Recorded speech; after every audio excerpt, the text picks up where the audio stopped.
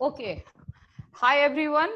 हम लोग जो है आज कुछ बेसिक प्रोबेबिलिटी पढ़ेंगे, ठीक है ना। बेसिक प्रोबेबिलिटी समझने के लिए कुछ तुम्हारा छोटे छोटे सवाल जो 2 मार्क्स के पिछले साल 2019 में पूछा गया है, उसी सवाल को मैं ले रही हूँ, ठीक है।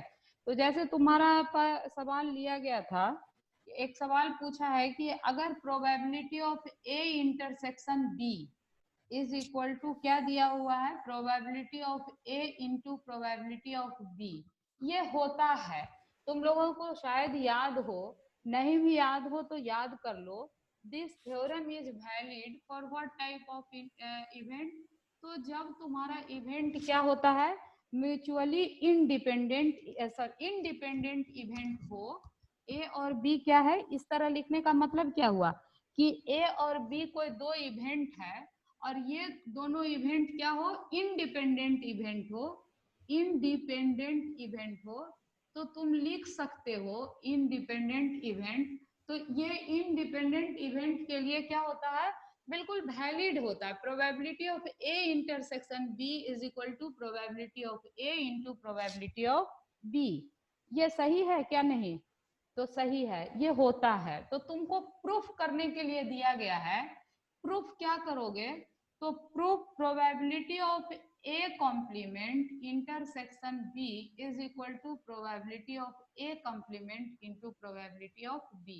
ये तुमको प्रूफ करना है, ठीक ना।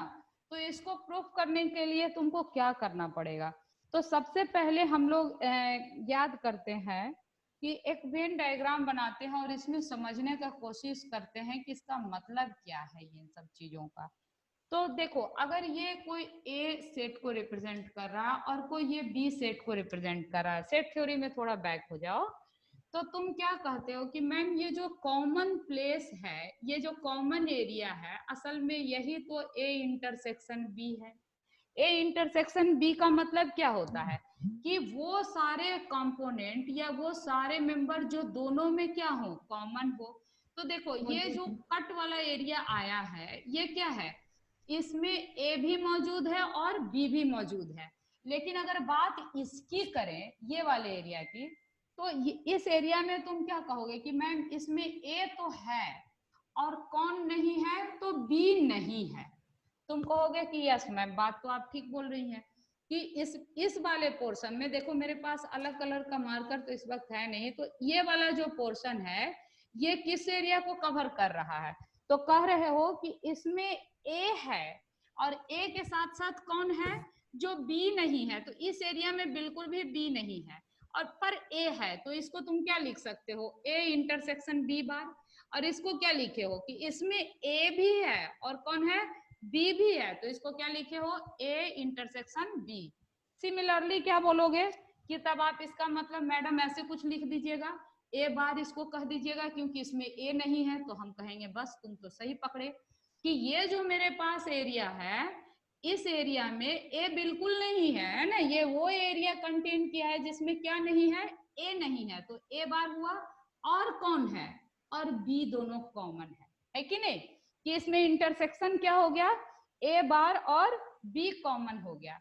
तो अब कहोगे कि इससे हम अगर इसको अगर मैं लिखूं, तो मैं कहूं तो अच्छा ठीक है, अगर तुम लोग इस बात को मान रहे हो तो क्या मैं ऐसा लिख दूं कि बी जो है वो कुछ और नहीं है, इसका और इसका सम है। तो कहोगे हाँ ये तो साफ दिख रहा, आप लिख सकती हैं, लिख दीजिए। तो लिख दिया मैंने, लो देखो क्या लिख दिया मैंने कि बी में कौन है। देखो बाबू, ये जो कॉमन एरिया है, ये कॉमन एरिया बी में भी है, ए में भी है। तो बी में भी है तो हम तो लिख ही सकते हैं ना, ए इंटरसेक्शन बी प्लस क्या लिख सकते हैं, तो कहोगे इसको भी लिखिए ना, ये तो ऑलरेडी बी में है।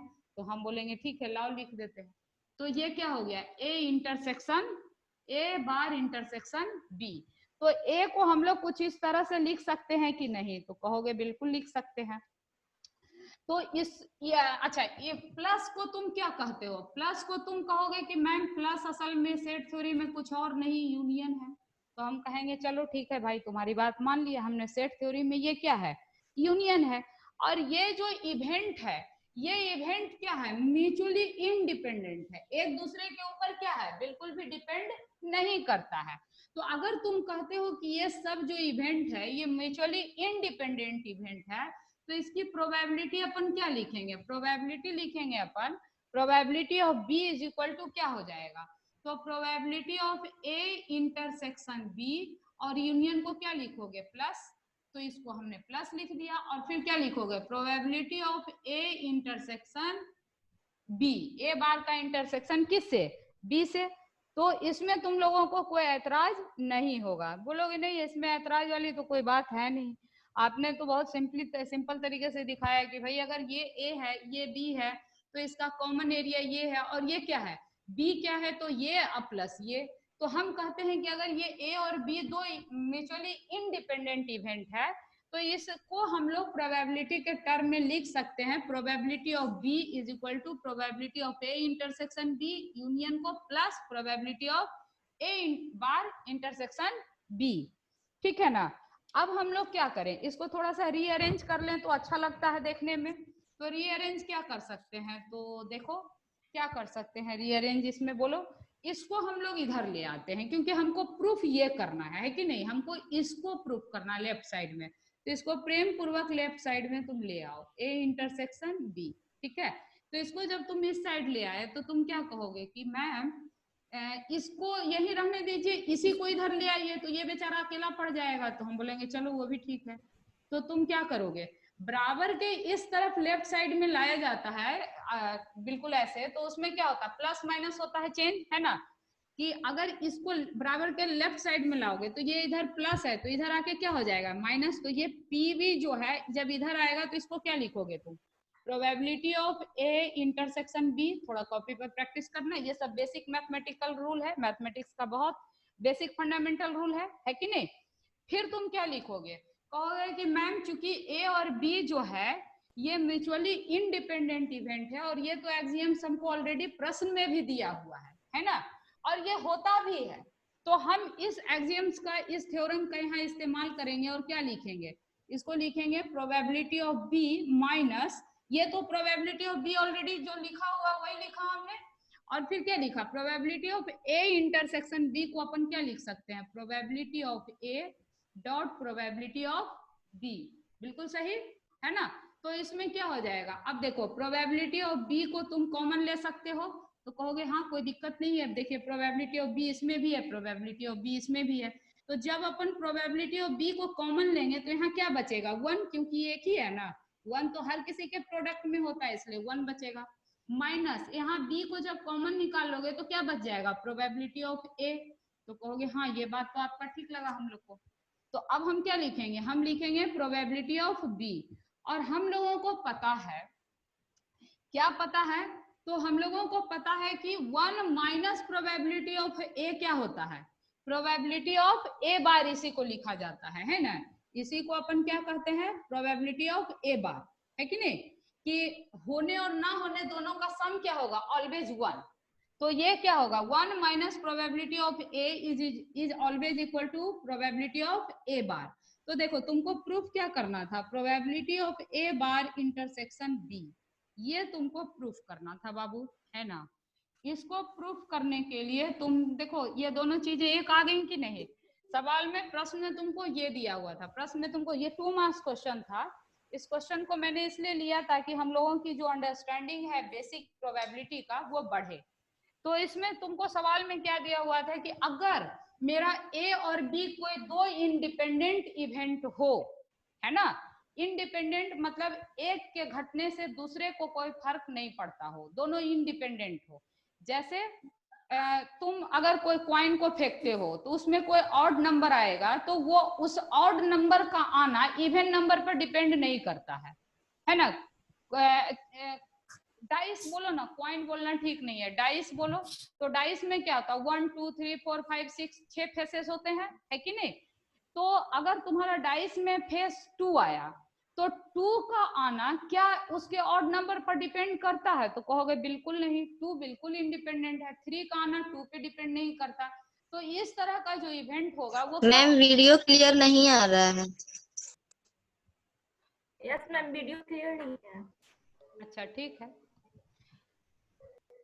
ठीक है, ठीक है, तो इसमें क्या हुआ कि ये जो तुम्हारा इंडिपेंडेंट है, आवाज तो सुन रहे हो ना हमारी, हाँ, तो आवाज पे गौर करो कि ये जो तुम्हारा इंडिपेंडेंट इवेंट के लिए तुम्हारा क्लाउज क्या होता है, probability of A intersection B को तुम लिख सकते हो probability of A dot probability of B. ठीक है, तो ये तुम्हारा दिया हुआ है। अब इसको यूज करके तुम किसको प्रूफ करना है कि probability of A bar intersection B भी क्या होगा, probability of A bar dot probability of B. Clear? तो हम इसके लिए किसका मदद लिया, हमने इसके लिए सेट थ्योरी का मदद लिया कि सेट थ्योरी में हमारा रिप्रेजेंटेशन कैसा होता है। तो रिप्रेजेंटेशन क्या हुआ, ये मान लो ए सेट है, ये तुम्हारा बी है और this area is common, that is why A intersection B, और ये रिमेनिंग जो एरिया है ये क्या हो गया, ये हो गया ए बार, यानी इसमें ए नहीं है, सच बात तो यही है, इंटरसेक्शन कौन है, बी। तो ये दोनों हुआ, तो बी क्या होगा, तो बी प्लस होगा of this term and this term. तो बी को तुमने क्या लिखा, A intersection B plus A complement intersection B. अब अगर दोनों टर्म जो है मेरा क्या है, इंडिपेंडेंट है, तो इसकी प्रोबेबिलिटी तुम कैसे लिख सकते हो, प्रोबेबिलिटी ऑफ बी, इस यूनियन को प्लस से रिप्रेजेंट कर देते हो, probability of A intersection B plus probability of A bar intersection B.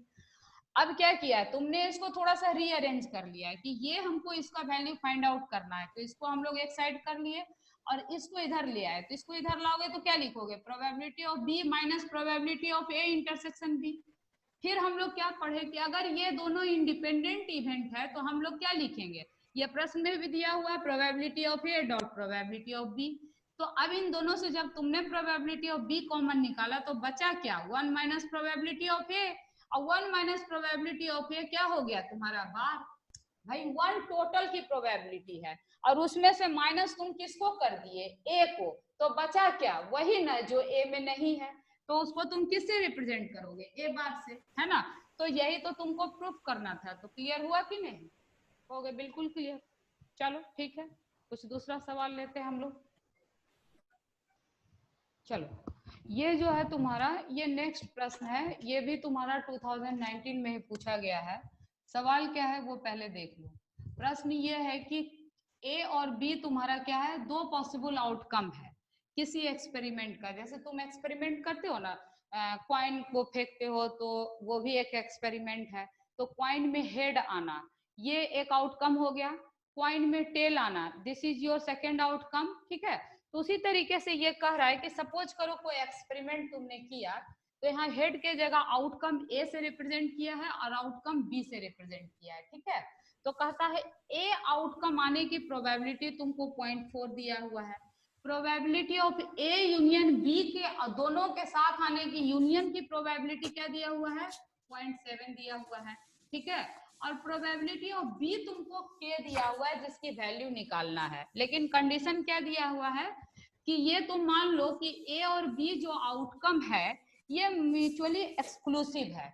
Mutually exclusive का मतलब क्या हुआ कि देखो, जैसे अगर मान लो ए और बी है कोई, तो ए और बी आउटकम अगर आ रहा है, अब ए आउटकम सपोज करो इवन है, जैसे अभी तुरंत मैंने इसके पिछले सवाल में भी बोला कि तुम कोई डाइस को थ्रो करते हो, तो डाइस के थ्रू करने में इवन का आना ऑड पे बिल्कुल डिपेंड नहीं करता है, या बी का ऑड होना ए पर बिल्कुल डिपेंड नहीं करता है कि नहीं।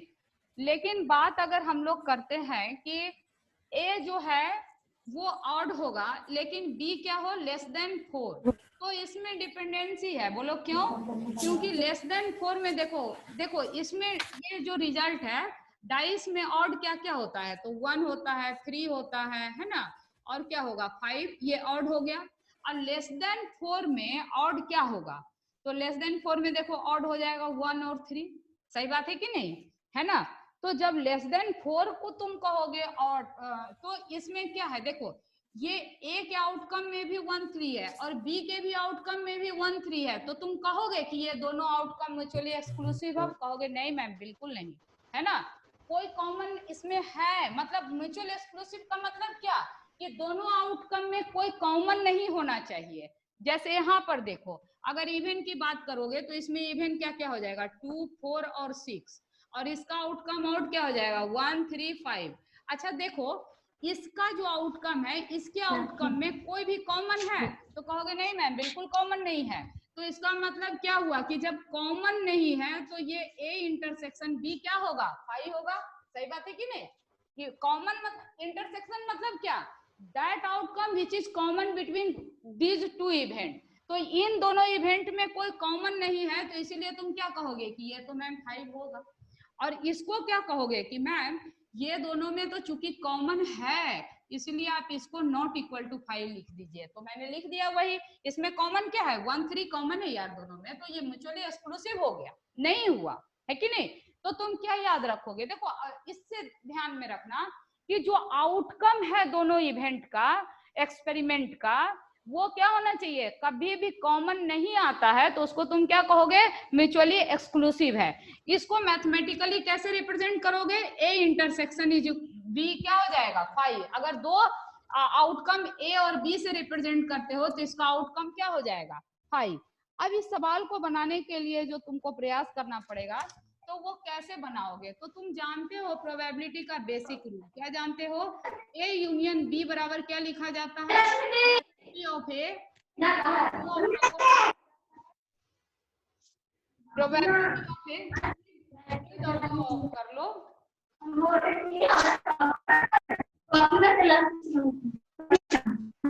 प्लीज, ऑडियो ऑफ कर लो।